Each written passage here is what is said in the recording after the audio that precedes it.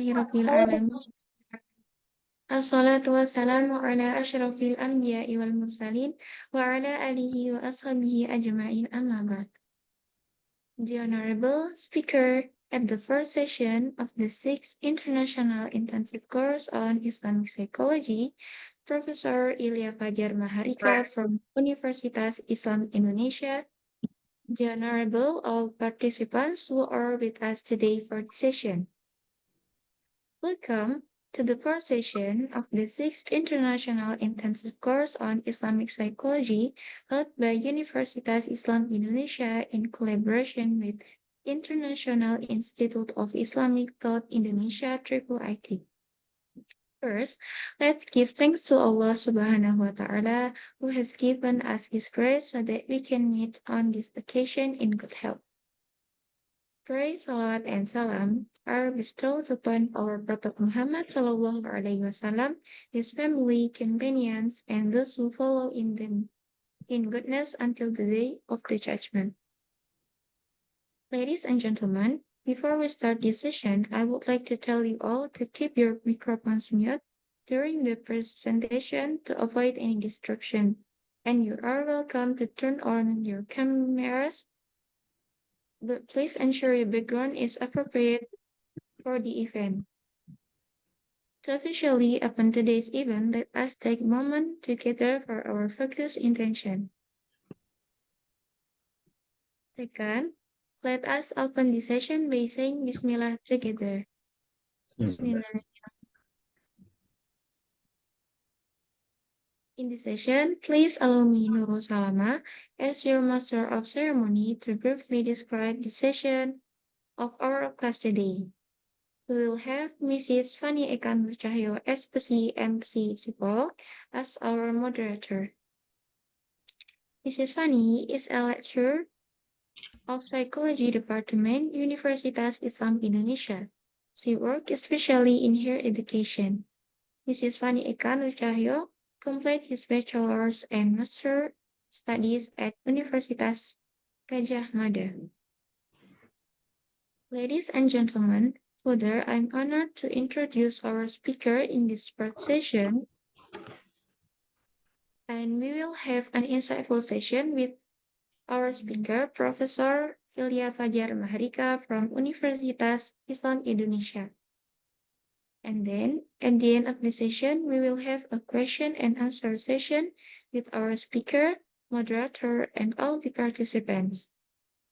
To make this opening short, I will let the moderator lead this session. To the moderator, Mrs. Fanny, the time is yours. Thank you very much. Okay. Bismillahirrahmanirrahim. Assalamualaikum warahmatullahi wabarakatuh.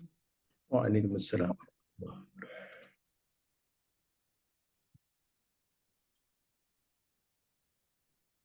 Ladies and gentlemen, distinguished speakers and respected participants, welcome to the 6th International Intensive Course in Islamic Psychology 2024. It is a profound honor to have you with us for this momentous event. My name is Fanny Eka, and I will be your moderator for today's session. It will be my privilege to guide you through the discussion and insights that will unfold today. Before we dive into our session, I am delighted to introduce our distinguished speaker, Professor Ilya Fajar Maharika from Universitas Islam Indonesia. Prof. Ilya will be sharing his expertise on the topic of Islam and science integration and application. Prof. Ilya Maharika is a full-time professor in the Department of Architecture, Universitas Islam Indonesia, Yogyakarta, with a special interest in architecture education and theory, as well as rural spatial formation. His current research is on the interventions to urban-rural dynamics, including information technology, open design, and renaturalization regenerative urbanism. He is a registered architect at the Indonesian Institute of Architects. He served as a vice chair of the Indonesian Association of School of Architecture. You watch TV until sleep blaring loud. Can you hear everything? He obtained his bachelor's in architecture at Universitas Gadjah Mada Yogyakarta, Master of Arts from the Institute of Advanced Architectural Studies, University of York, United Kingdom in 1999, and a doctorate in engineering from Universität Kassel in Germany in 2006. Currently, he serves as the Dean of the Faculty of Civil Engineering and Planning at Universitas Islam Indonesia. He also served as the Vice Rector for Academic Affairs of the Universitas Islam Indonesia 2014 until 2018. He has so many experiences and memberships, also scientific identification, and his current research is about the development of Desa Kota regeneration model with a vision of rural-urban resilience in spatial, economic, and climate change dimensions, funded by Directorate of Higher Education, Ministry of Education, Culture, Research, and Technology, Principal Investigator. Thank you. Without more time, let's give us a warm welcome to Professor Ilya Fajar Maharika. Prof. Ilya, the time is yours. Thank you, Bu Fani, and also Assalamualaikum warahmatullahi wabarakatuh. Waalaikumsalam. May God bless us. First of all, I would like to confirm my gratitude. It is very, for me, it is very honor for me, and at the same time very challenging for me. Maybe for the disclaimer, I'm architect, so I'm not a psychologist, and also maybe learn in architecture we learn psychology in a very superficial way. And maybe our way of thinking is just what one of the prominent scholar in our domain, Elizabeth Gross, is a feminist and also philosopher, that architecture is a very porous body of knowledge, and in this porosity, we tend to use many disciplines, but we really focus on how to use that discipline, namely to push forward into the design. So this is the pragmatism that we do have, and then maybe in this occasion, this is maybe what we are thinking. We will share to you in order to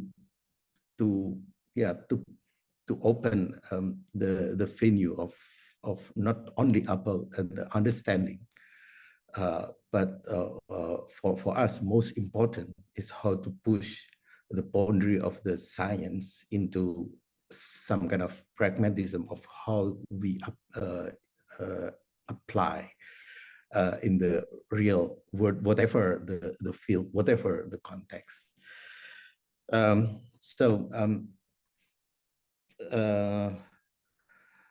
Maybe I will start with my presentation, Ibu Pani.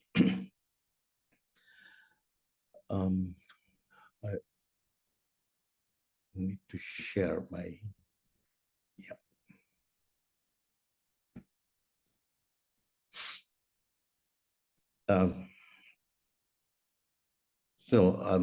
Alhamdulillah wa salatu wassalamu ala rasulillah wa ala alihi wa man wala. Asyhadu an la ilaha illallah, asyhadu anna Muhammadan abduhu wa rasuluh. Rabbi sadi wa yassir li amri wa hlul 'uqdatam min lisani yafqahu qawli, amma ba'd. Again, thank you, and this is the title that I try to share with you all. So it's not the exact title of from the theme, but I try to change a little bit in order to contextualize with my background. So, and also maybe the integration of this Islamic knowledge is not, is this my sharing is broken? Sorry. Do you need some help? No. It is my next slide is visible now? No, it's still first. Okay, so sometimes with Keynote in Apple, it's not smooth enough, unfortunately. Moment. Yeah. Maybe I will use this, so it's not a full screen, but I make it full. It's visible, right? No. So, learning from science of design, many also in our field doesn't believe that design is a science. Although there is also tendency, or there is also a history that design become, or at least being pursued as a scientification of the design. And I think it is exactly in this position that design, whether seen from the point of view of the science and design from other point of view, there is a potential of how we can say, for instance, as an integrative thinking. And we can also involve Islamic view in this very specific moment. So my I would like to share these three subtopics. The design and psychology, of course, this is as I shared to you. This is I don't know. Maybe you have already have many knowledge about this design and psychology, but maybe from our side, I would like to share that this is what we use psychology in design. So then we can discuss more on this dialogue between design and psychology.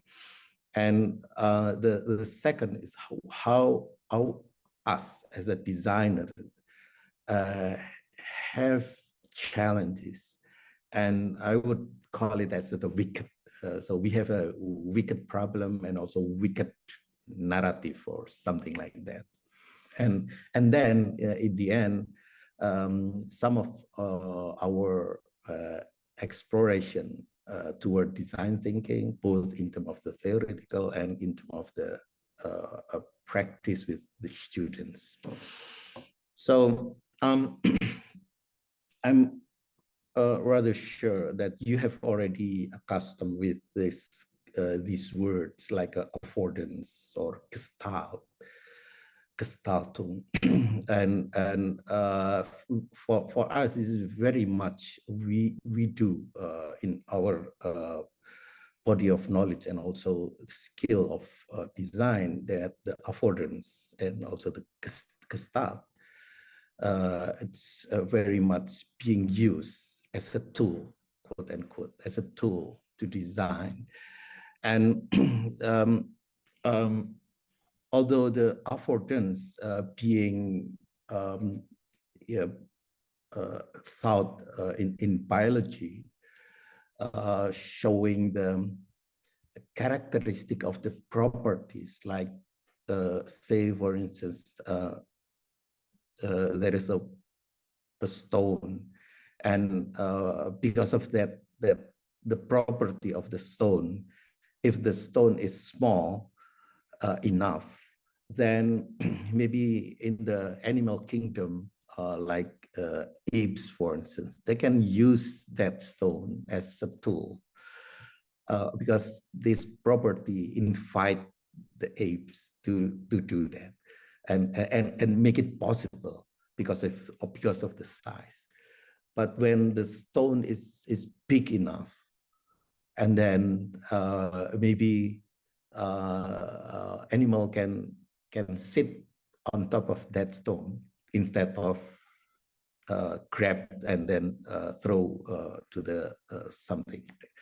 It is also applied with the human, and I think this is in our campus in UII, a small bench, very modest bench, but this bench is designed with the affordance that there is an intention, there is invitation. Jawaban yang mudah-mudahan bisa membantu, pertanyaan yang bisa membantu diskusi lanjutan. Itu Bapak. Kemudian pertanyaan lanjutannya adalah, apakah kita ingin bertanding atau bersama? Okay. I'm sorry. Yeah. Okay. Sometimes happen. Yeah. Okay. So this is the invitation of this bench that, okay, somebody please sit down on top of the bench. But this is not only to sit, right? This invitation apply also for maybe vandalize that. So exactly, this is the interaction, this possibility of interaction between human being and objects that we as an architect, as a designer, try to play with that. So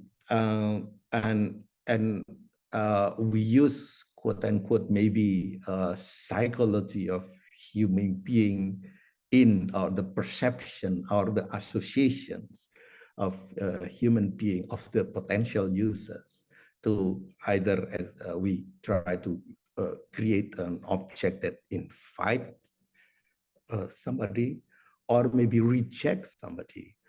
We have a norm that we can create something that is very deterministic, rejecting or separating or involving something with, like, for instance, fences.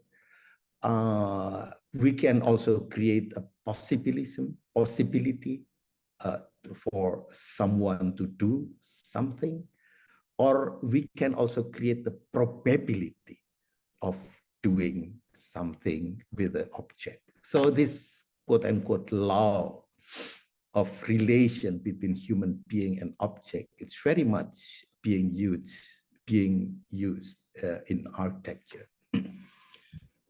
And one of the prominent theorists, it's a Rudolf Arnheim, and he also brought the Gestalt psychology, which is being developed in Germany, and then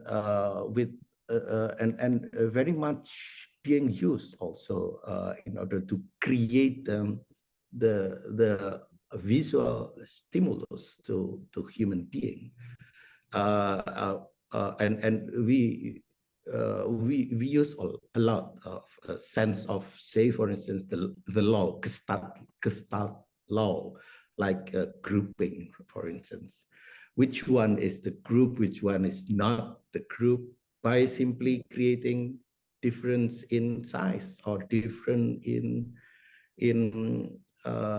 color or in tone or in texture, or we create a manipulation of inside and outside, for instance, with a sense of column, which is like maybe if you are accustomed with a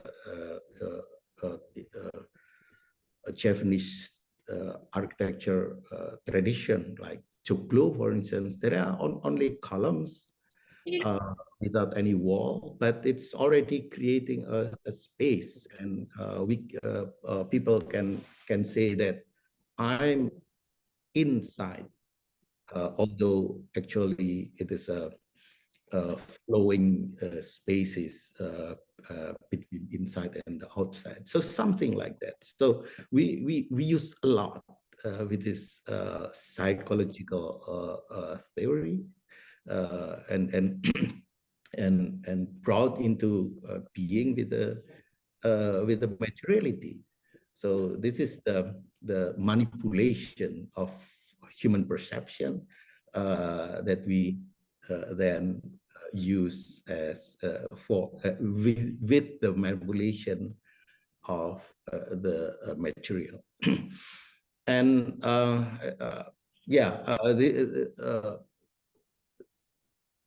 this is also very nice graphic that try to encapsulate all of the relevant psychological aspect or psychological theories in design.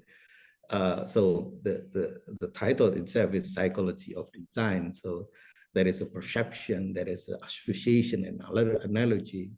This is also multi-sensory personality, because design, both as a in terms of the designer, is always an expression of personality of the designer.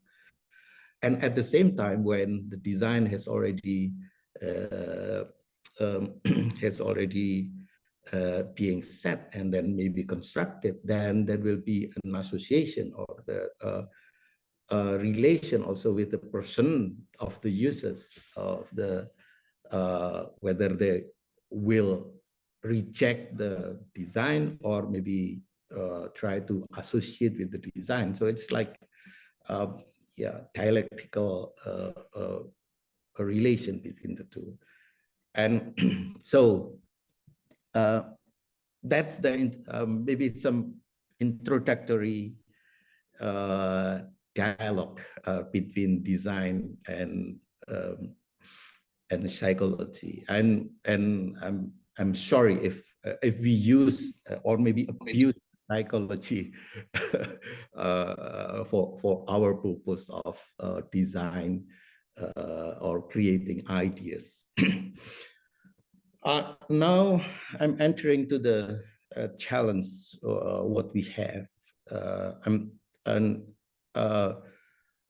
We often design is always a venue for problem solving. So we have problems, and we will frame that problems into design problems. But before that, as we think as a design problems, many of the problems that we face is actually wicked. So it's naughty. It's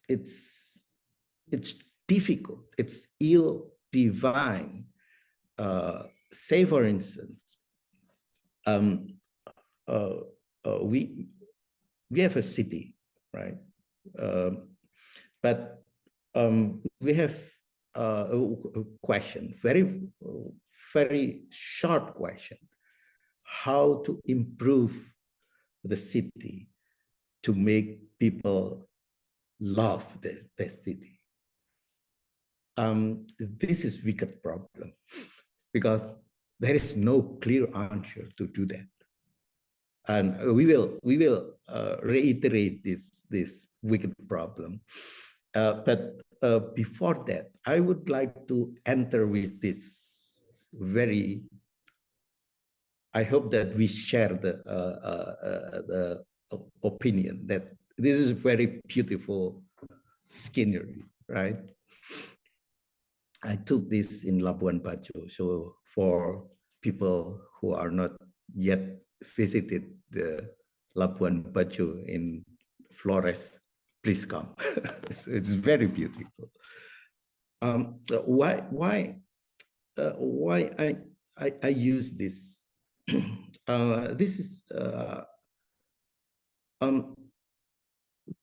This this is to reveal the connection between human being and the nature. There are some, maybe some of you have already read or maybe accustomed with this relation that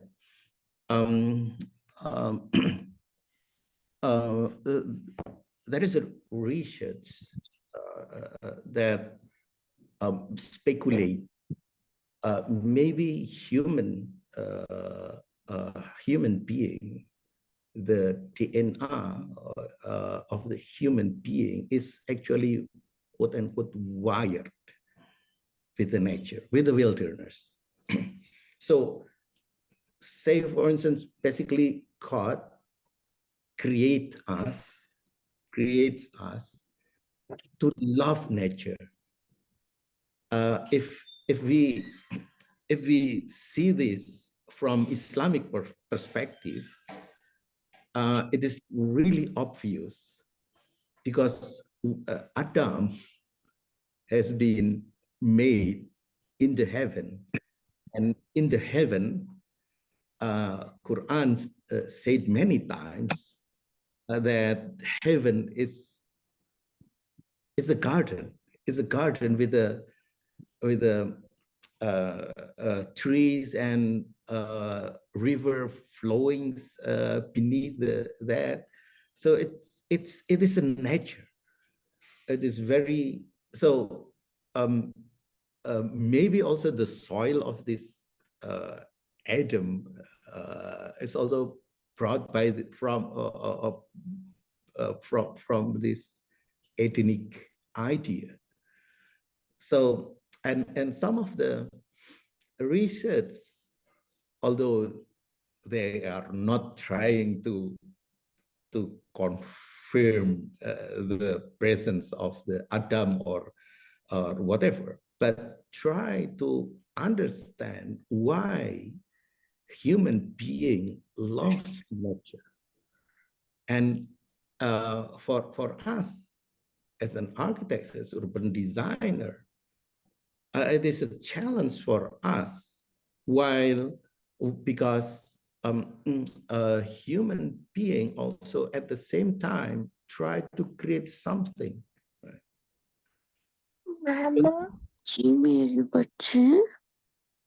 So these are the at least these two articles that are found from Ian Johnston, from Exeter University Research, the human brain, quote unquote, hardwired for rural tranquility.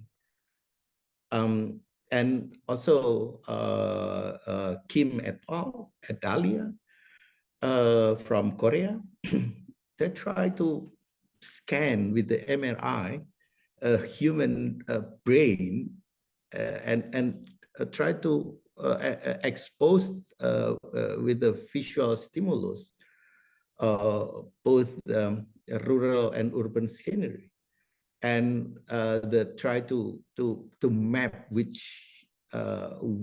part of this the brain the brain being active when rural or being active when the urban, etc., etc. It's very interesting that there is some kind of very deep involvement or deep connection between our brain and the nature.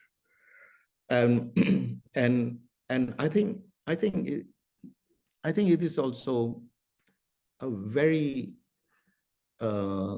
it can be explored, and of course with the collaboration between, say, for instance, psychology, neurology, neuroscience, and also maybe architecture, urban design, to create that question: how to create urban which can be loved by people, or something like that. So it's very interesting to explore in the future. So maybe inshallah, God designed humans to love nature. And we are thankful to that situation. But Adam, this is the historian, architect, Joseph Reichert, as also that human being try to create something. And the first creation is the dwelling.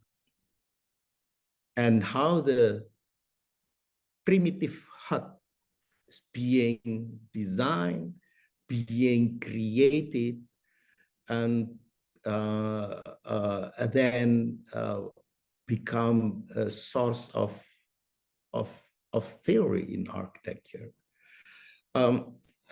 I often tell my student in architecture when talking about this paradise, I mean the earthy house of quote unquote Adam.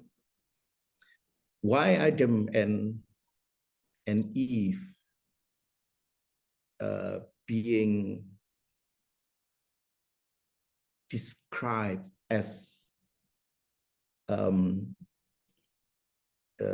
think in our room being described as a similar.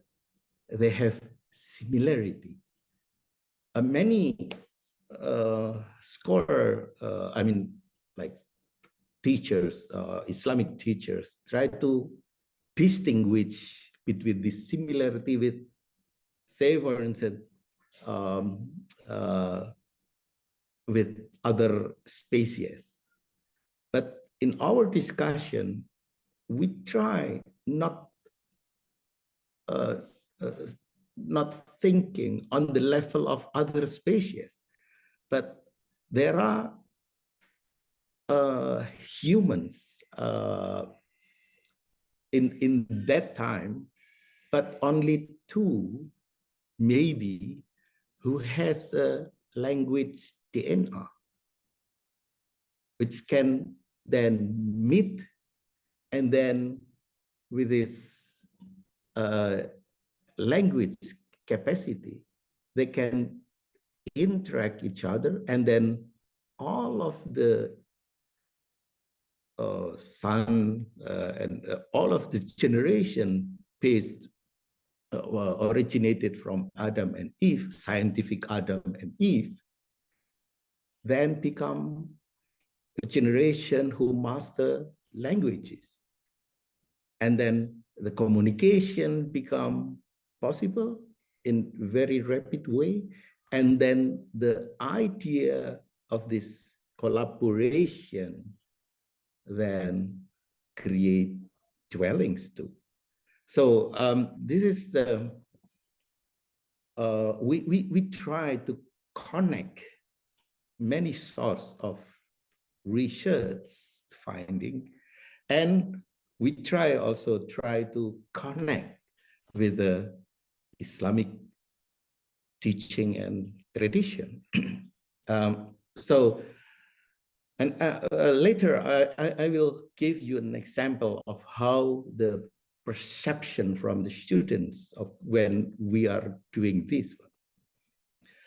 There are in Western Western books of architecture, for instance, this Adam or the primitive hut is very much important as the maybe like a prima causa of the architecture. The first law of architecture, like, okay, we have a column there, we have the anteblader there, we have a roof there, we have a hearth, like this is, you know, 4 elements of architecture from Gottfried Semper. There is a hearth that meaning the center for cooking. So the idea of centrality of this cooking with the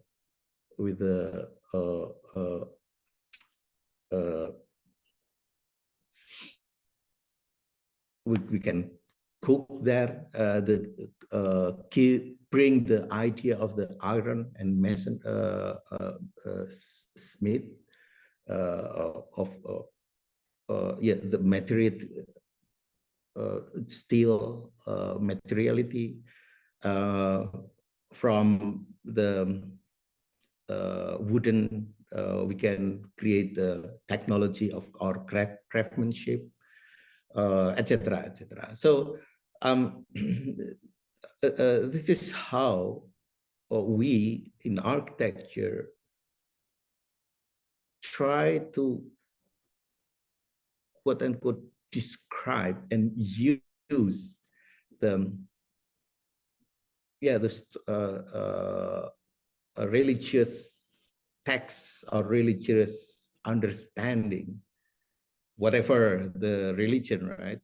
Like Christian tradition, and in this, I bring this as an example in Christian tradition, the Genesis, etc., etc. But then we also use that from Islamic point of view, and there are many parallels that we can use that in order to strengthen the idea of how architecture can be built. So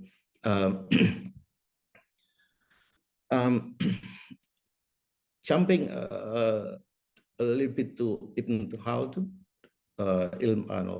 Umran, that after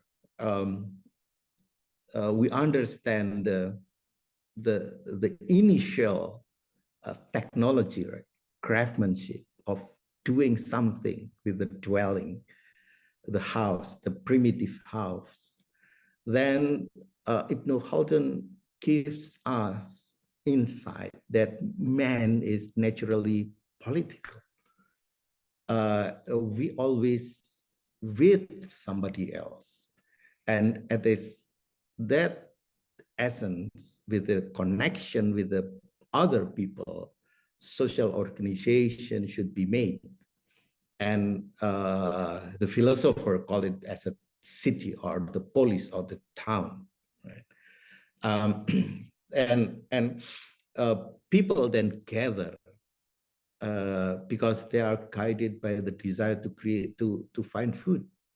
And city actually, from many theories, is a gathering place to exchange the possibility of the people to find food, exchange a token to find food. So peasants or farmers goes to town to sell their surplus, and then people who are not able to cultivate their own, they will give their belongings that equal to that food, and then the market being created. So it's just like, okay, we have the component of technology, the human being as a homo faber in one side, and then homo politikon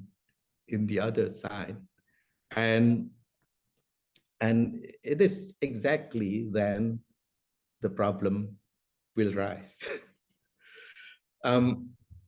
If we often describe in abstract way that the space is actually the smooth and striated. The smooth mean maybe in general like the nature, and the striated, something that being made by technology. Stria mean lines, right? It's human domain. So these two examples is actually a combination between the smooth and the striated, and then order comes, the regulation comes, the idea of of creating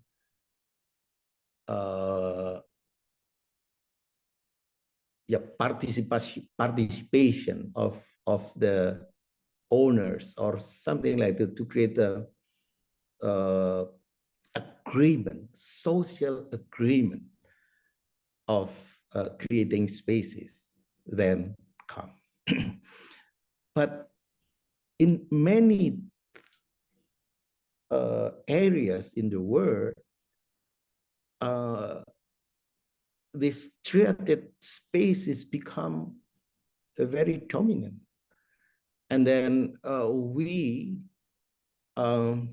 with our fully intention, we create our cage. So the first problem comes in realm of the connection between the love of nature and the technology is actually in this conflict in human, I don't know, maybe psychology, that human create cage for themselves, although they really know, or we really know, that we love nature. So this is the conflicting message that we try to resolve through design. And this cage mentality can be very excessive. And at the same time, the scale create the new wilderness for us. So we do not regard the nature as wilderness anymore, but the wilderness in the ugly sense is being created in the city. And we somehow maybe forget the connection with the nature, and then we create an event like a recreation to go out from this wilderness, this very strange object, namely the city or the cage, the gigantic cage, and then we escape from that, try to make a recreation. And in this recreation, we then find our heaven, although maybe in a very short moment. So this is the situation that we always face. And as an urban designer, as an architect, we try to understand and how to manage this. Okay. And at the more excessive way, our situation is the crime, because we are afraid with other people. City is the meeting point between people that we don't know, right? And then there is always an anxiety when we meet others who are not known by us. It's very different with a small compound like previous pictures. When a very big wilderness of the city, then we try to create our defensible spaces, space that can be or belong to us. And then it is, in this theory from Oscar Newman, we then maybe love in the right side of the compound rather than in the left side of the of this high-rise apartments or something like that. So something like this. So this is always being used by architect and urban designer to try to create spaces. And there are always competing narratives, which is also wicked some things, sometimes about the openness. What is actually the public space? It is really public, or it is public but with the surveillance? What is actually the definition of the public? Who are they? Do we receive any deviant in this public space, or etc., etc.? And at the same time, we have also really, with a really strong pace of development, like in Hong Kong, I took this picture from the peak, with very small pencil-like high-rises, which then the sense of public may be somehow diminishing. If you are from Indonesia, I'm sure that you are being exposed by these pictures. This picture is a render. It is not yet an actual building, but this is a render of our President Palace in the new capital of Nusantara. And it creates really wild narratives and conflicting meaning from the designers, a designer who is a sculptor. The idea is the Garuda, or the mythological bird of Indonesian logo. But many of the from netizen thought that it is not the Garuda, it is a bat, like a Batman cave or something like that. And exactly because in the this steel is still in the black color. It's not yet being oxidized because the oxidation with the patina needs maybe 2 or 3 years. So this render will be the actual building will be like this maybe in 3, 4, 5 years to come. So now is the black one, which is much more associated with a Batman cave rather than Garuda. So it's still a conflicting meaning, creating also a buzz in the media, social media. And of course, maybe some of you have already, of course, the conflict of Palestinian and Israel is, we know that exactly, but it is not necessarily that we know that the problem is actually being created, quote unquote, with architecture.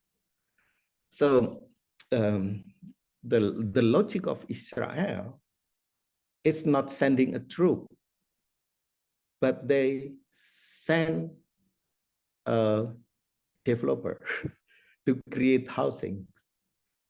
And this all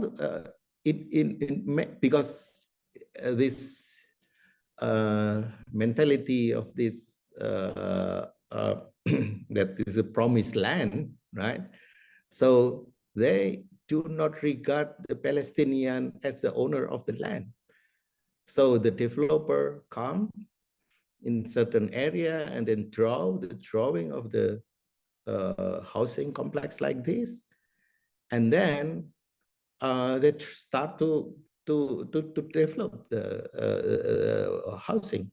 And of course, that land is owned by somebody, right? And then the conflict become erupted because of somebody's land being occupied by this new architecture. And then when the Palestinian try to prevent this housing, then the troop come. So this is exactly on the way around of the, for instance, the colonialism of using troop, right? But this is colonialism of using civilian. That's why this Eyal Weizmann and Rafi Sekal, both are architects, both are Israeli. But when they did the research and then try to expose this founding of the research that this is the civilian occupation and how the architecture being used as a tool for this occupation. And both of architect will present in, I think, in World Congress of Architects in Berlin in 2002. Israel architect of Chamber of Architects banned this material. And I'm fortunate that because I was in Germany at that time to do my doctorate, then I try. They then use their material to make a exhibition, but in other venue. So it's a very small gallery, and then I try to visit that gallery and then see them how this civilian occupation is being used as so we have this clash of narrative right now, and it is using architecture and very much playing with the psychology of people, right? And now the conflict then became bigger and bigger and bigger. So this is based on Ritter, Horst Ritter and Weber. This is the wicked problem that we always face. This problem is never completely solved. Every problem is unique. There is no clear definition of the problem. Now, multi-causal, multi-scalar, or interconnection, and multiple stakeholders. There is a disciplinary boundaries and also organization that try to protect certain things and try to the other organization also try to do that, and every problem connect with the other problem, and the solution, it is not simply make a solution. It can inflict other problem as well, right? And the solution is not right or wrong, but better or worse, or what can we do now? It's something like that. And it can take a very long time to evaluate the solution. Bisa ini, tadi saya minta bicara. Selanjutnya ini akan Oh baik, makasih. Salam barakatuh. I'm sorry, Prof, you can continue. Yeah, okay. So now is the theory of the design. This is I try to quote some of the important books, but I think it is not the venue to explain everything here. But I often start my lecture in the class in architecture with this Quranic design, that we have a definition, Khalik, that Allah creates thing maybe from nothing. Al-Bari invents something according to process and goal, and Musawwir, creates shape or shaping, fashioning something into better form. So in architecture or in my class, for instance, I try to use this creation from quote unquote nothing. It's not that nothing, but it's always a very the abstract idea of something, right? Because only Allah can create from nothing. And in this invention, the process is very much important. And as a fashioner is the form, because we as an architect, we always do with the form. So I think this is the science of design in Quran, quote unquote. And then it's also very common to start this science of design with this black box that we create things. And in our teaching, we have also kun fayakun, right? But we don't know the process between kun and fayakun. And we try to understand that the input is the knowledge and feeling. Again, knowledge and feeling. We cannot separate this, or we can separate this. We understand this one from the knowledge, or that one from the feeling that being created, or something like that. But it's always being entangled in order to create the thing. And many scholars of design thinking and design method agree that the one word of intuition is the easiest explanation, or maybe the most convenient explanation of this process in the brain.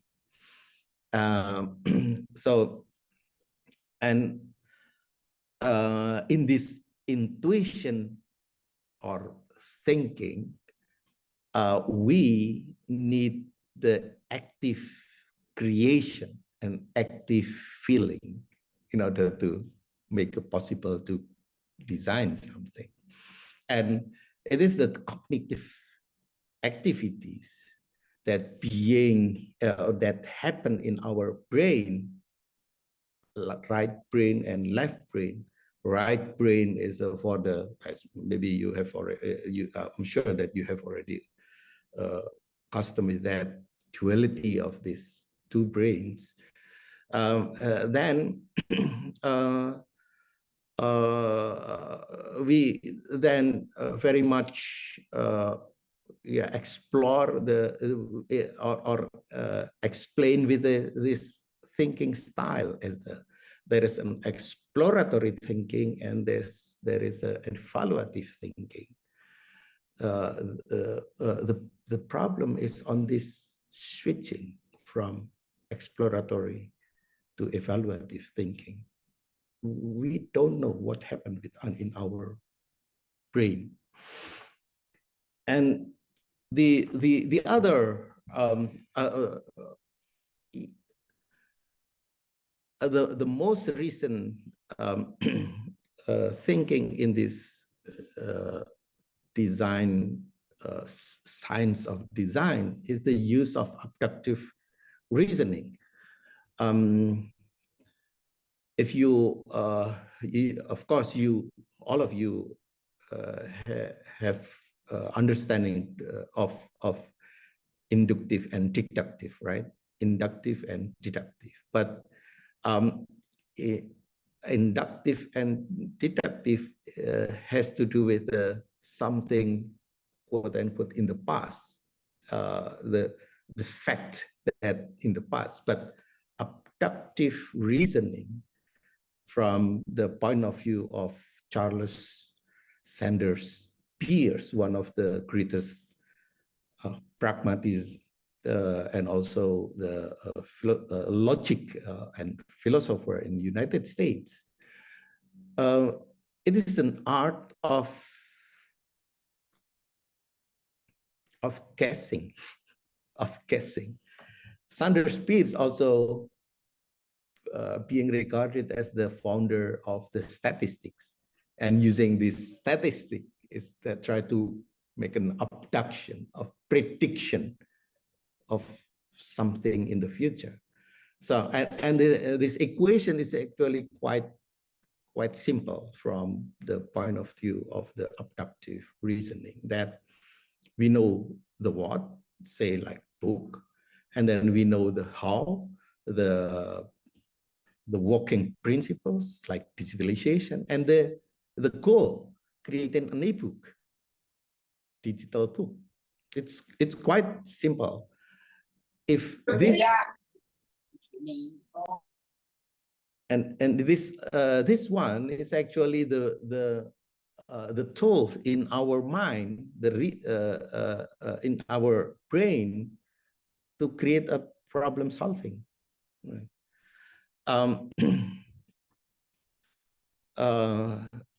It's being used in many fields, including the management, economics, etc., and also, of course, architecture.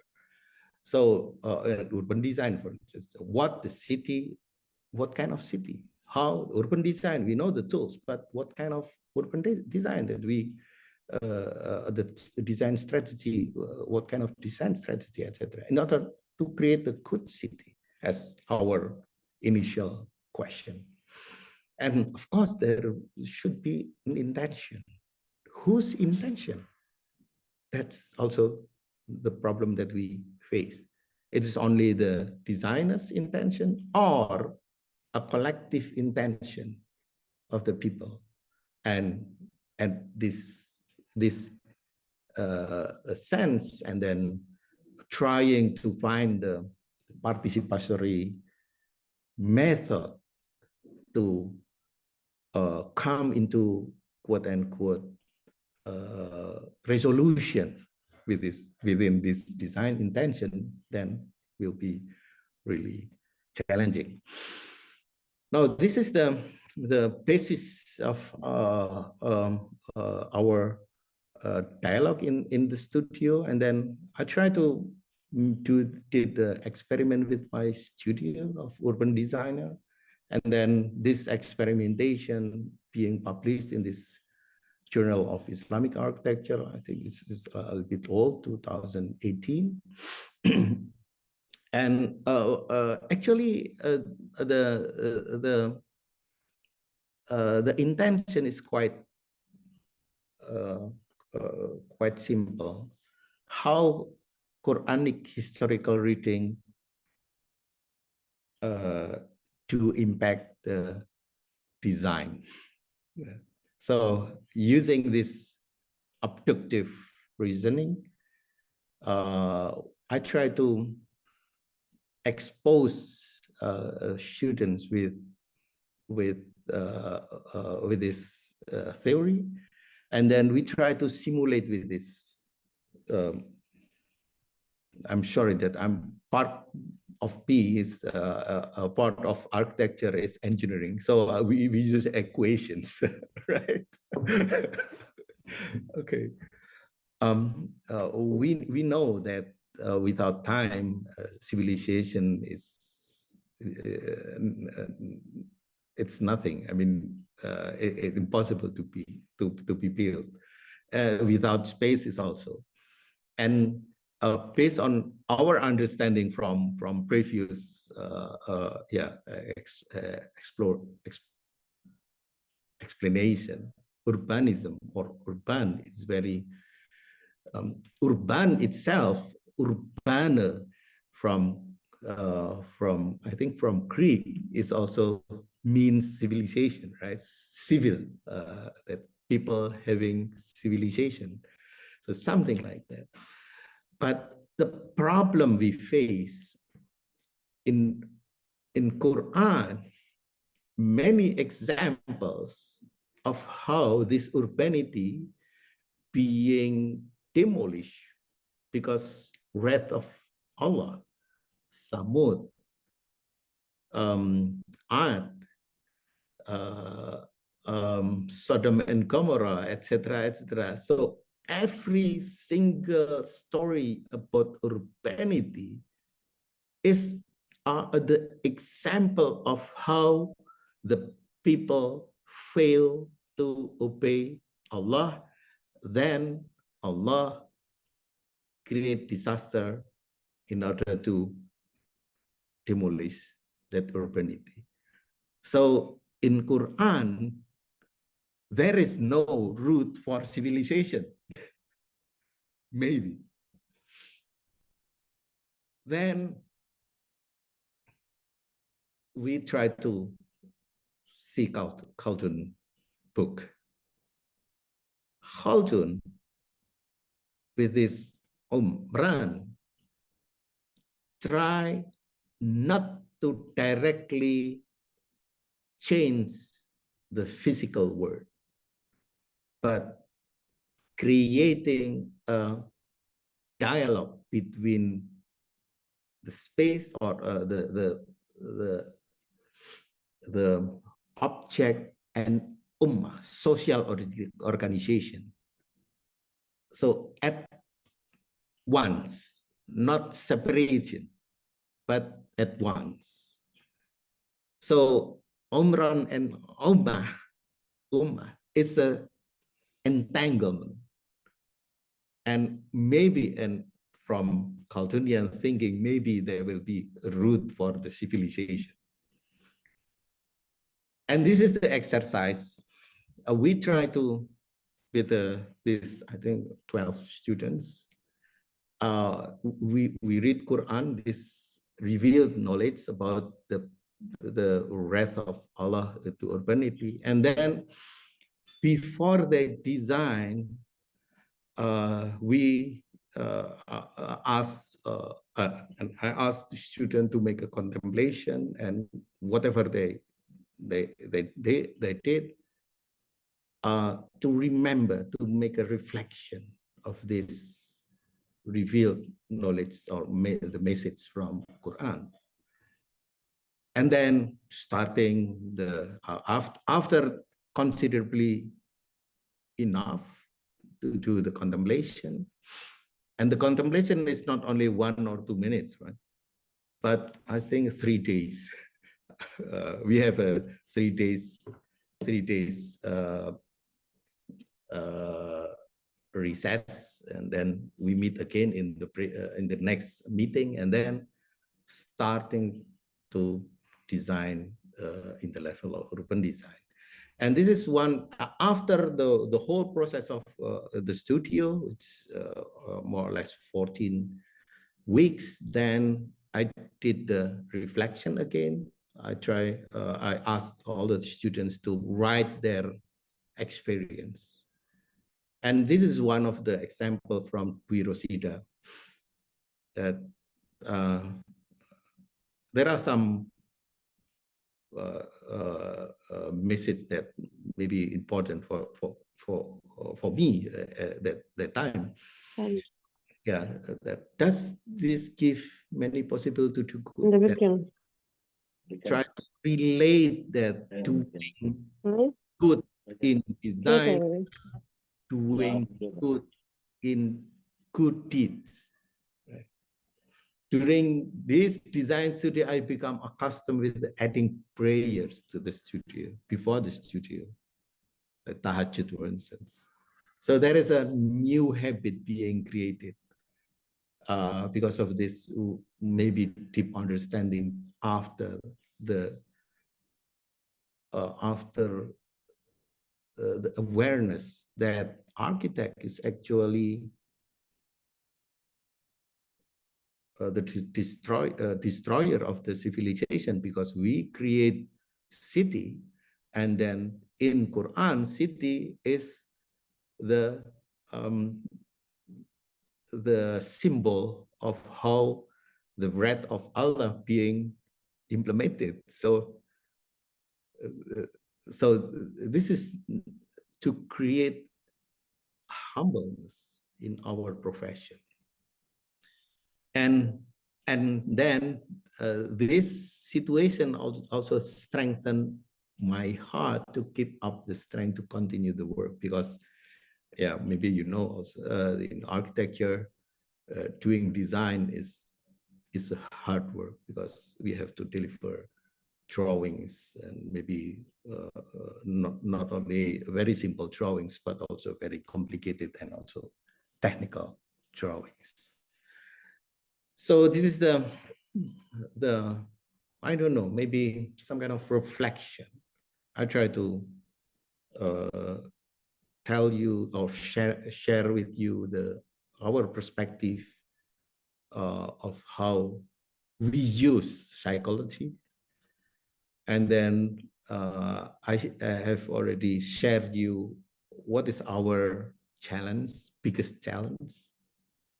And then a very simple idea of how we try to involve God in order to create the solution. And of course, within this very short message, there is a science of design theory, philosophy that involved in that process. And if you are interested, I wrote this book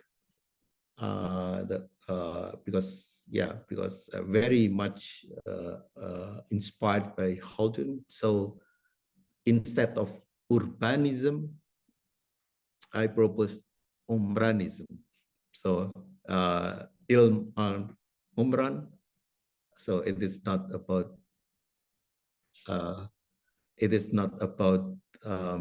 physical things only, but maybe we should start from human.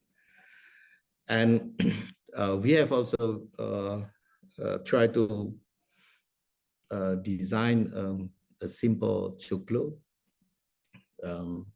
and we name this chuklo as a chuklo umranology, right? Because we invite also some people, scholars, and young activists to discuss about the possibility of creating better community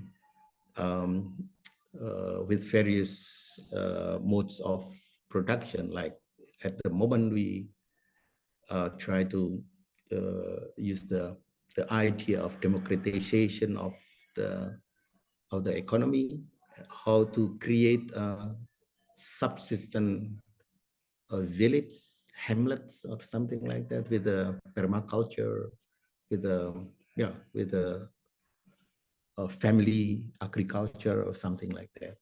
So this is it's very small, still very small effort, but with this effort, we have also many friends. Thank you.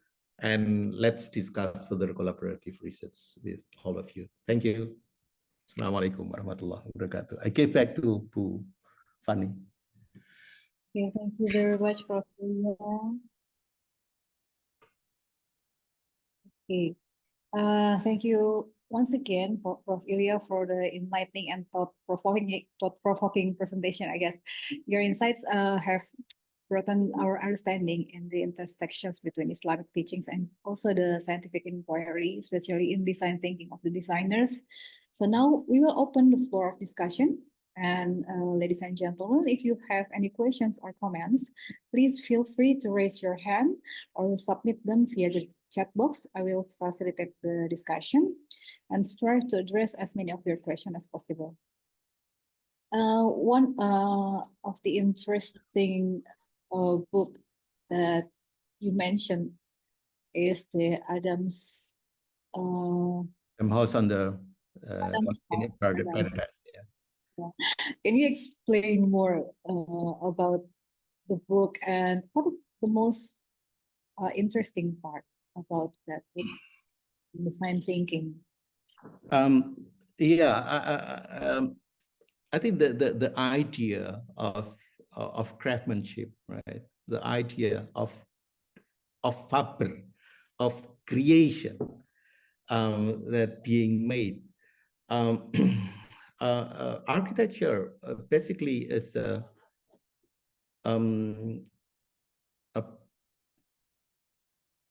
professional professional or profession that being developed through internship actually. In the past, in many part of the words, there is no education of architect, right? The education is transmitted from the master to the younger generations. It's only in the late 19th the formulation become a school from France. In France, there is a École de Beaux-Arts.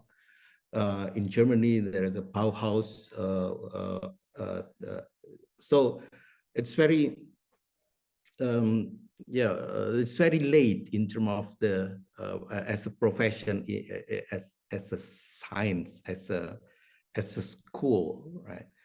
So and we always come back to the how we as human beings try to develop the mindset of creating this dwelling. So the Adam House of the Paradise, as also the Gottfried Semper fourth element of architecture, is the earliest quote unquote ramification of how the formulation of this jumping from without skill to skill to skill without any maybe in our understanding from a situation where heaven has already provided everything for us, and then we sent out to the earth, although maybe it is also the earth, we don't know. And then we have to create something first for our clothes, and then finding cave, for instance, for our shelter, and create with the branch of trees, etc., for our shelter. So this is the change from this passive being into an active being. So this is and from pragmatism point of view, it is not about God or with or without, right? But how as human being have the capacity of building from pragmatism point of view. But from our integrative thinking, maybe, okay, we can learn from this Quranic tradition and the teaching, and what we understand from the quote unquote the science, and there is no conflict between them. We know that we can really side by side, or actually we can blend them. And maybe some scholar will say that, okay, this is a pseudo science, but in our science, quote that design science, it doesn't matter, because we have to create a good solution from whatever the source of the idea. That's the point, right? Okay, thank you. Okay, there are several questions in the chat box. I will try to read. The first is from Sister Zana Farouk. Thank you for your presentation. It is amazing how you were able to extract architecture-related verses from the Quran. How do you suggest that individuals from other professions should approach the Quran to find verses that are relevant to their profession?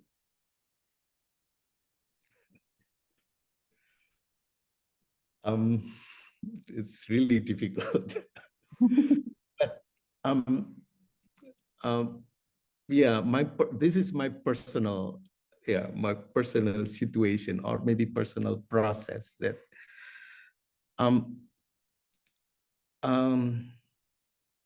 if we read from tafsir, majority of the tafsir, we couldn't find this dialogue, right? But when we try to dig from science, then science can tell as a tafsir of this Quranic tradition. I'm sure with all the respect to the expert of tafsir, it's always about the time frame, right? And the position of the science with all of this process of novelty, then if we, in our attitude, if we secularly make a position as a secular, then maybe we cannot connect with these two realms. But if we try to, in our intention, try to find the connection, maybe then we will find that connection. One of the simple, I forget, this DNA, right? The Adam and Eve being created similar, right? If we read about the DNA, the human global history, right? Global human history, that the DNA of language that create the civilization, the ursprünglich or spring of this intellectual revolution is actually done by only one single DNA, namely DNA of language. And it is from science. It's from science. But in our discussion with the students, can we make a speculation that this DNA is actually being created and then somehow with a explanation, with a like a mutation, genetic mutation? It's only Adam and Eve, Hawa, that has that DNA. And in this similarity of this DNA, because they're married, and then all of the descendants of this Adam and Eve then mastering language. This Homo sapiens start because of single DNA of language. And then these generations can, with competition with the Neanderthal or Homo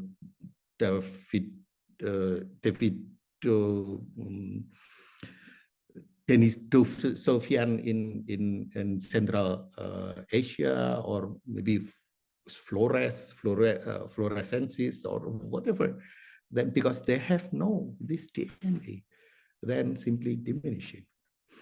So we can find from science first this the understanding of similarity in Arum 21. So I think this is the challenge for us, right? To find these connections. And I do believe that if we believe that Almighty God create us. Everything is from single. So everything should be connected. This is the basic rule of the word then. As maybe like a Stephen Hawkins or any astrophysicist, they try to find the theory of everything because they maybe in their mind there is a single explanation. In our term, a single explanation means God. In their explanation, maybe it is the probability or maybe a serendipity. Yeah, serendipity. Serendipity, the accident that create then something, right? So many of the findings actually based on this serendipity, right? But people, because they are afraid to use God, then they try to make an explanation with a, okay, I have a trial and error 1,000 times, and then I find this good because of the serendipity.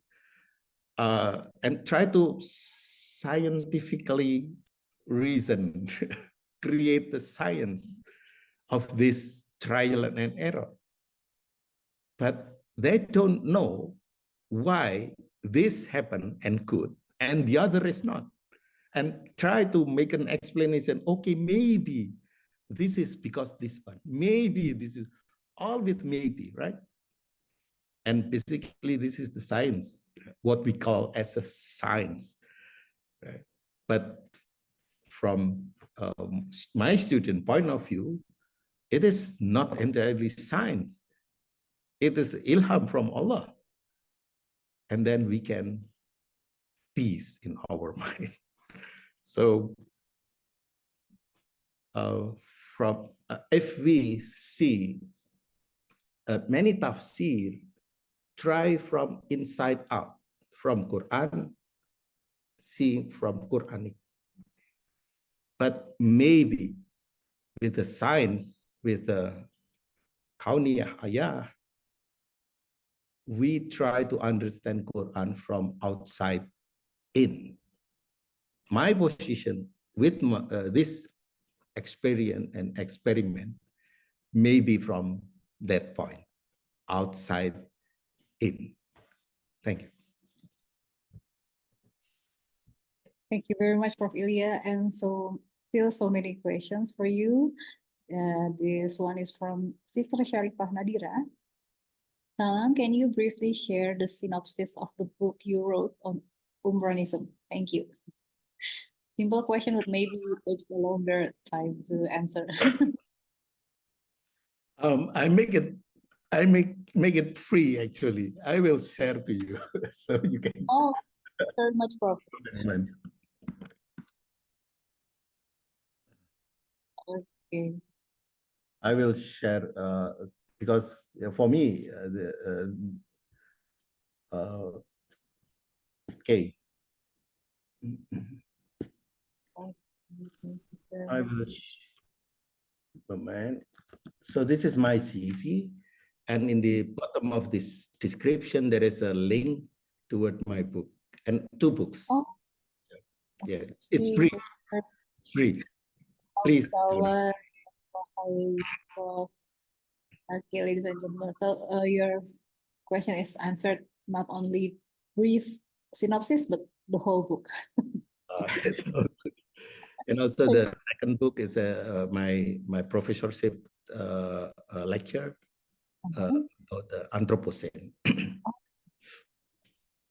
The third question is from Brother Zainul Abdin. There can be an element of practicality with sprawling urbanism, implementing an architectural design which helps improve the mental health of those who live in them may come at an expensive cost of harming the environment and using up a lot of resources. High ceiling, large spaces, maintaining large lots of gardens and parks, etc., etc. What are your thoughts on developing a model whereby not only the mental health of those who live in urban areas stays well, but also sustainability we can implement well links with which benefits us in mind, body, and wealth?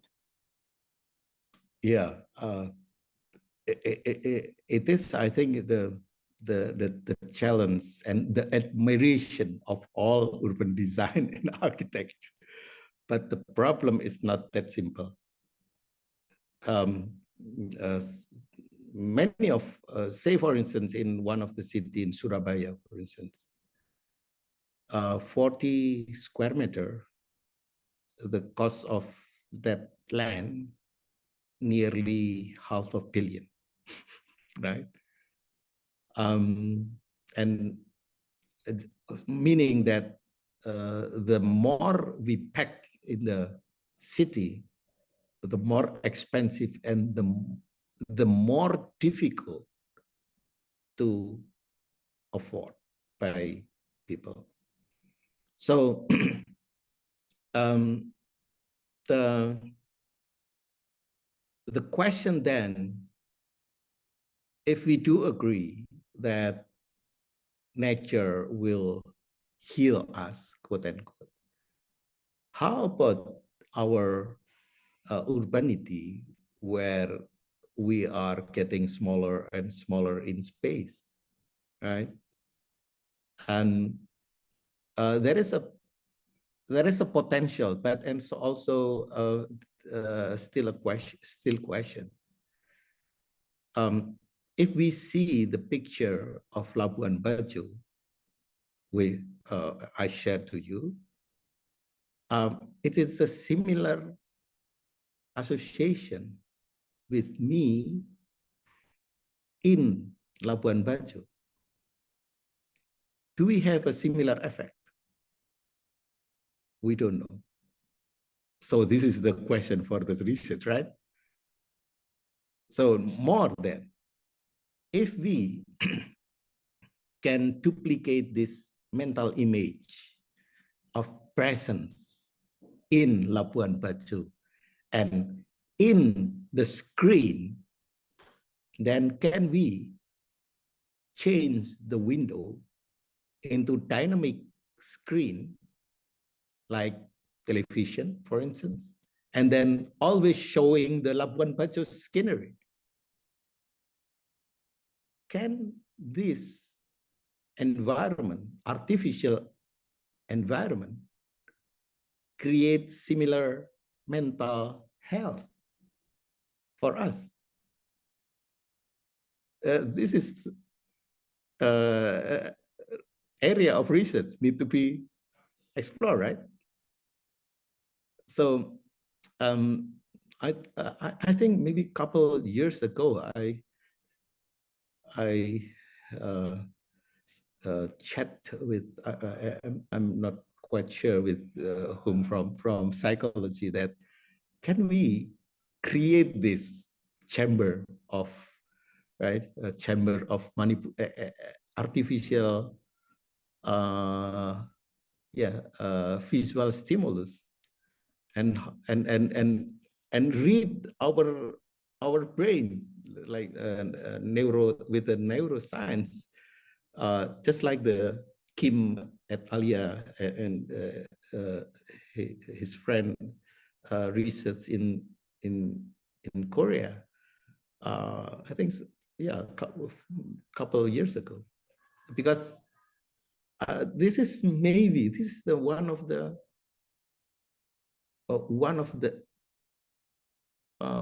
possible artificial environment that we can create with all of this constraint we have, with a very limited space, or maybe with the diminishing beauty of the nature as well. Or during the movement, right? I just came from Jakarta, and then we to pack in the very small chamber, namely the aeroplane, right? can we create the aeroplane wall as a mirroring of the exterior, so that we seems like a flying. So, but this is already being imagined in art, right? Like in film, right? In film, like a Star Trek, for instance. So um, I think in maybe in the real life, it's getting happen with the smart building, etc. And then I think it is a task of for us to do the research of how the impact of this in terms of the mental health. So research. Okay, thank you very much, Prof. We now move to the next question from Mrs. Livia. In Islam, we know the concept of Islam in designing a building, such as how you design a house that still respects privacy but is open enough to facilitate air circulation. In industrial psychology, we also know the concept of artifacts in the complete implication of organizational culture. You explained earlier that design is also an expression of its designer. So in your opinion, is it possible for the design to be intentionally designed to change the behavior of individuals in it? Or is the design always designed to adjust the behavior of its occupants, which is more effective in the context of change management? Are there any best practices? Okay. I have already give you outline, a very brief outline of how the interaction between objects or a physical world and the behavior, namely with this with the basic theory is actually the affordance, but there is a in the realm of application there is the object that is deterministic, possibilistic, and probabilistic, right? And we can manipulate actually with this one, with all of these three degree of interaction between between object and behavior. So the answer, the short answer is actually yes, we can. Say for instance, in order to tame the wicked, the gangster, or simply create a jail, right? And there is no quarrel because it's everyone is separated by the cage, because this deterministic object of with materiality, and there is create in order to create separation. But then the science of this jail also developed, right? Like the notion of panopticon from Jeremy Bentham. Have you in psychology have you learned about Jeremy Bentham panopticon? Maybe me in educational psychology haven't heard about that, but maybe Miss Ilya, you can comment. Do you ever heard about that? The panopticon is like this. I will show you. You know this one, right? And Jeremy Bentham create a jail around a tower. The tower is transparent.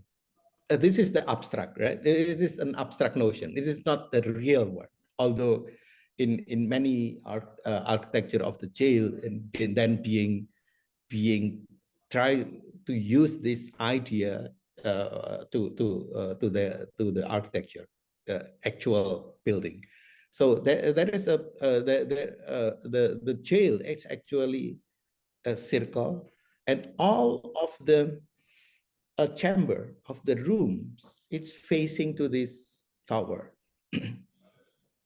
the transparent tower is full with the guardians.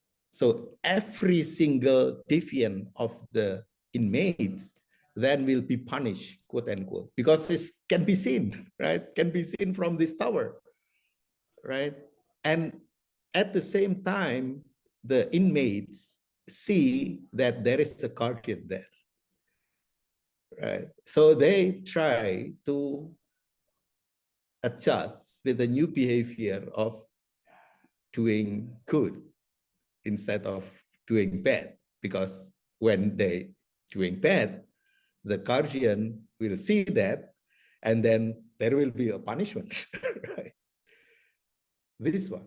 But then this tower then become without any, maybe only small window, right? Not the transparent anymore. The effect is similar. The effect is still similar. Why? Because the deviant or the inmates, when they do not good, then with this small window, the guardian know and then do the punishment, right? And then without the notion or the understanding of the inmates, there is no guardian anymore inside. So this panopticon create a association, understanding that if I do bad, then the guardian will come. Although inside of the tower, there is no guardian. Become the surveillance. And then now this tower is diminishing and being created by, replaced by camera. And the cage is diminishing, replaced by the city. City with the camera do the same exactly as panopticon jail. This is what happened in maybe in the developed countries, like with the biometric measurement, photo, etc. It's similar. Actually, it's similar idea, of course. And of course, I think in many organizations we do the same, right? CCTV. Although maybe the CCTV is only dummy CCTV.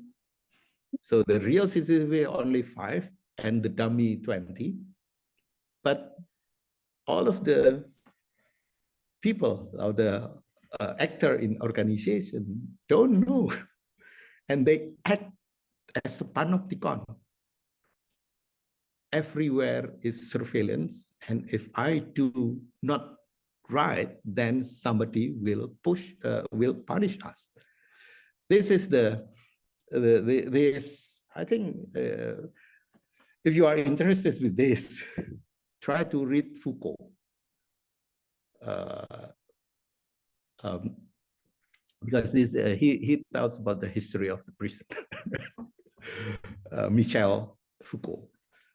And how the space become, power relation between the people and the other people using, using space, institutions, right? So in context of the change management, it's what I think in which direction is very important. In my faculty, in our faculty, the change management that being used architecturally, using manipulation, quote unquote, manipulation of the design, I will tell you, in the past we have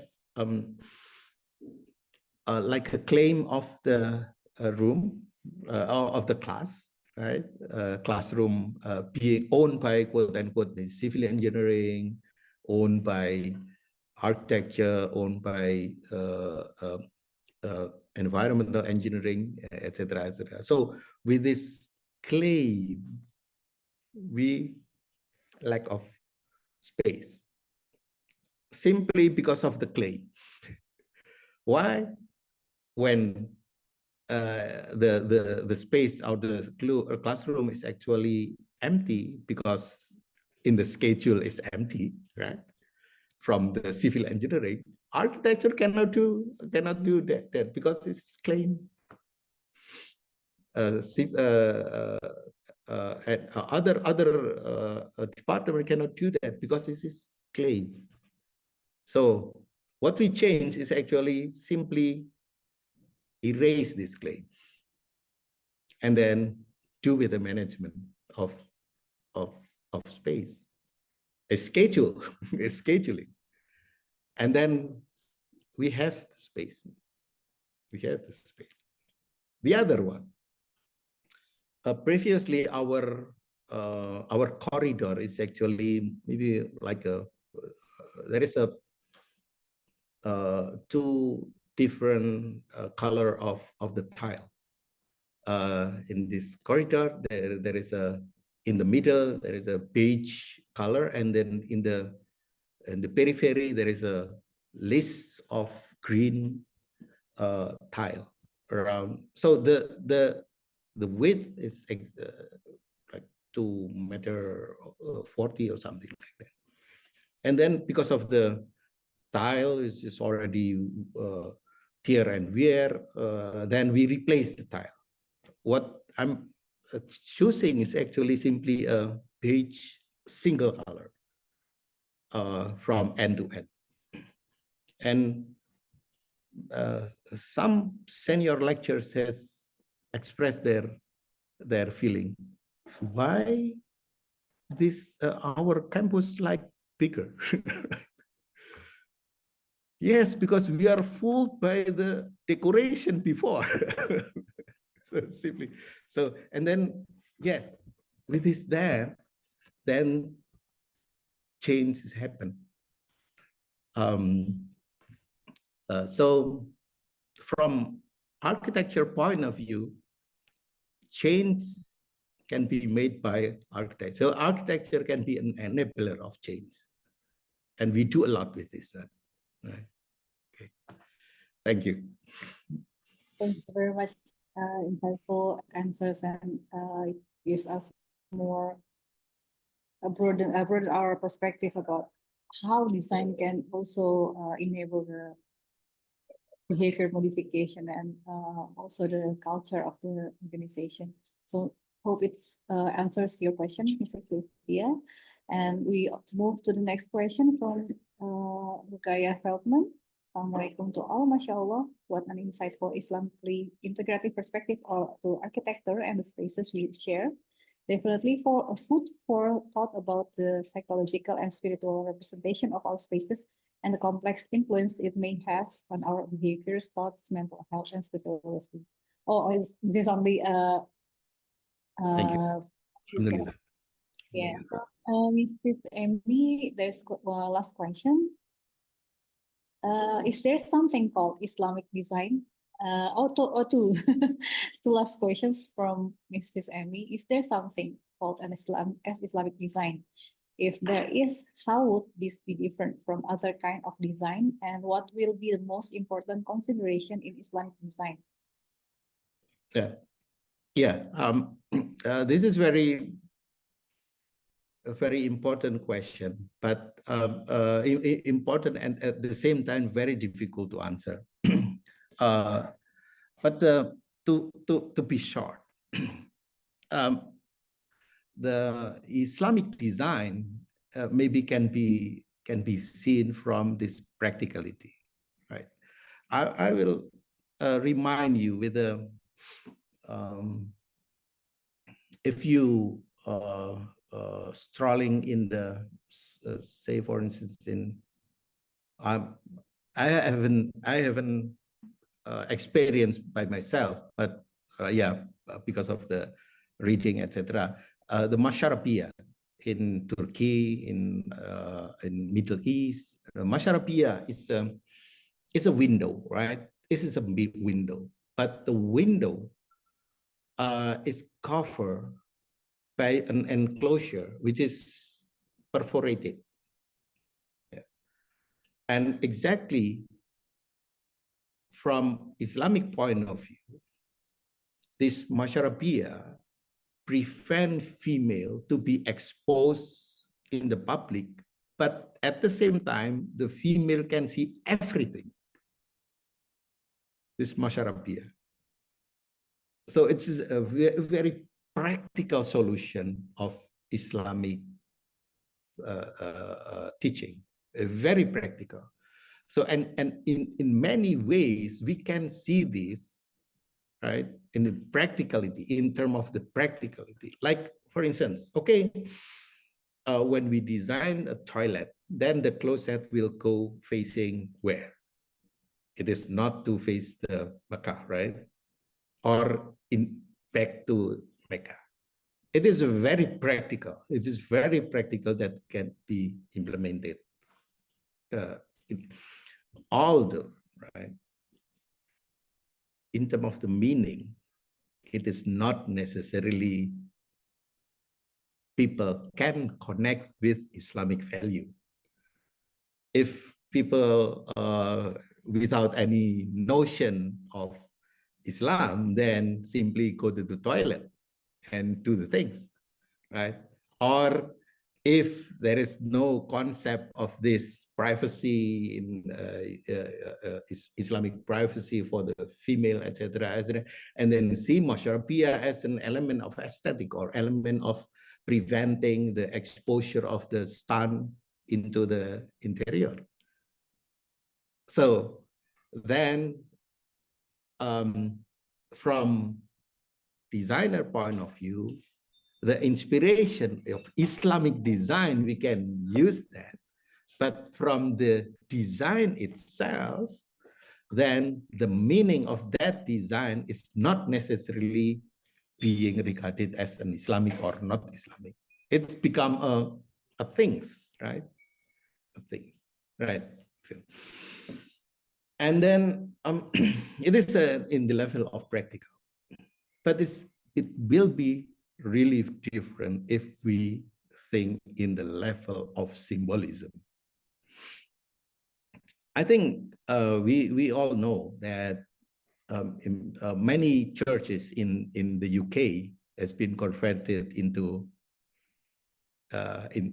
mosque, right? The architecture is church architecture with a nave, and the orientation will be not to Mecca, or the orientation is the sunrise and sunset or something like that, right? And the proportion, the form is always always to orient to the altar, right? So it's like a classroom, when in mosque, for instance, is always horizontal, because we try to design as many as possible to row during the salat. So the change, right? The architecture is keep the church, but then we change in the top of this roof from the cross to the crescent, then become Islamic, right? Suddenly become Islamic. So that's the power of design, right? In practical, we can intentionally design as Islamic, but in reading, it is not necessarily being read as an Islamic. But when in the realm of symbolism, it's quite the opposite. Whenever the design, but when the symbol is changed, then It's simply become Islamic. And then the people, some right wings of the people throw the stone, although they know that it is actually a church, their church maybe, and then they throw the stone because the level of crescent in the top. So that's the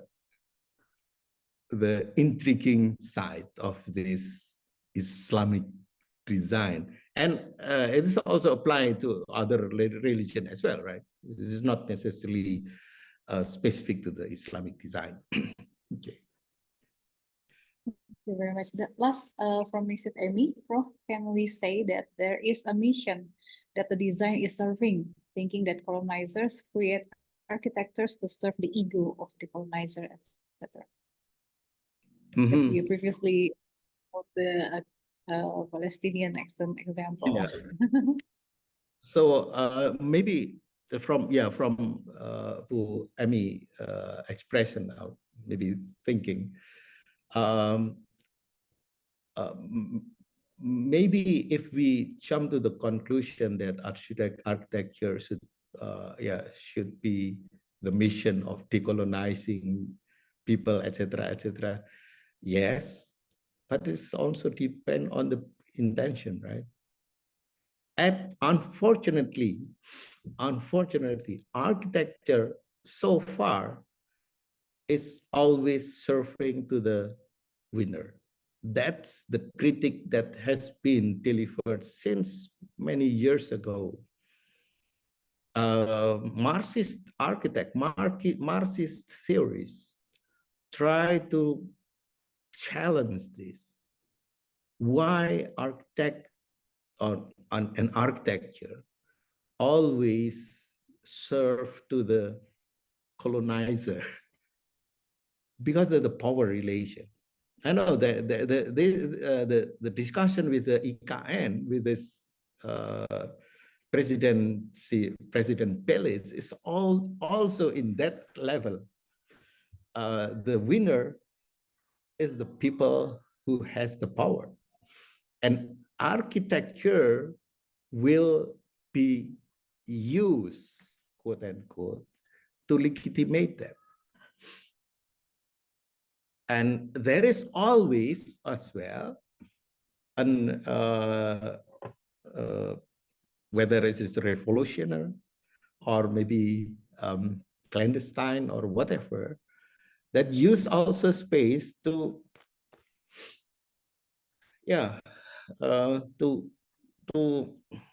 vandalize this power relation. And at the same time, like when capital of United States being vandalized by Trump supporters, it's also they almost burn the Capitol, right? Architects is always the say, for instance, quote unquote, the tools to legitimate power, and at the same time the victim of this power struggle or something like that. So yes, that is the unfortunate fate of architecture. We always hopeless in that. Of course, the idea of this idealistic is always there, and to create a competing narrative, right? Say, for instance, now is my quote unquote the small project to write critics on IKN, especially to the President Peles. One of my critics is that many architects argue with manifestos, but this one is also manifesto. Manifesto versus manifesto doesn't come to everywhere. It nowhere. We are not going nowhere. So it's only a battle of claim. So No, we do not use that way of thinking. It should be something with a theoretical framework higher, much higher. So maybe I will use this panopticon because this is the transparent, and this is the central in that building is the president. The president is the guardian, right? And the people, the rest of the people is like an inmates. The question, can we change this relation? Instead of only the president, but also the people can go inside. Just like Reichstag in Berlin, where people can see how the representative of the people, namely the Bundeskanzler and Bundestag, they're doing political below the building because the people can see from that dome. So it's quite interesting. For me, after this one, I will read it because I have no time to write that down. But the idea is actually come when I preparing my lecture for this occasion. Thank you to Amy for your question. This is also giving me back the ideas. Thank you. Thank you, Pak Ilya. Thank you very much, Prof. Ilya, for a very interesting and very enlightening presentation. So now we come to the last of our session. So thank you. I would like to thank you for all the participants for your contribution, your attention, your questions, and a special thank you for our speakers also, Professor Ilya Fajar Maharika, for sharing his valuable knowledge and perspective with us. And before we conclude, let us take a moment to recite the closing prayer to seek Allah's blessing and forgiveness for a successful and enlightening event. Subhanakallahumma bihamdika asyhadu an la ilaha illa anta astaghfiruka wa atubu ilaik. Thank you very much. Jazakallah khair, Prof. Ilya. Thank you all once again. We look forward to see you in our session afternoon, and I will give it back to the MC. Thank you very much. Direction kondur Pak Ilya. Thank you, Pak Ilya. Terima kasih for invitation.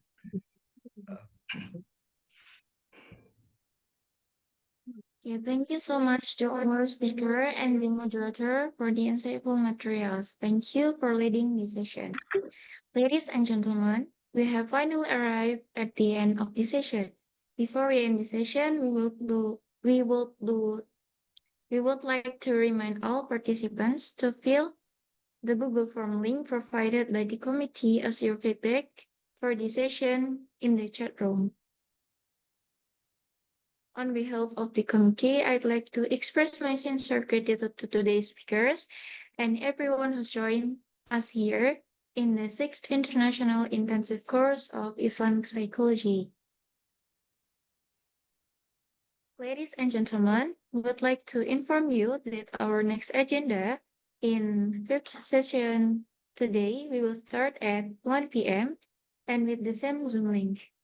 In the 5th session, we will have an insightful session with Dr. Agus Abdurrahman as our speaker.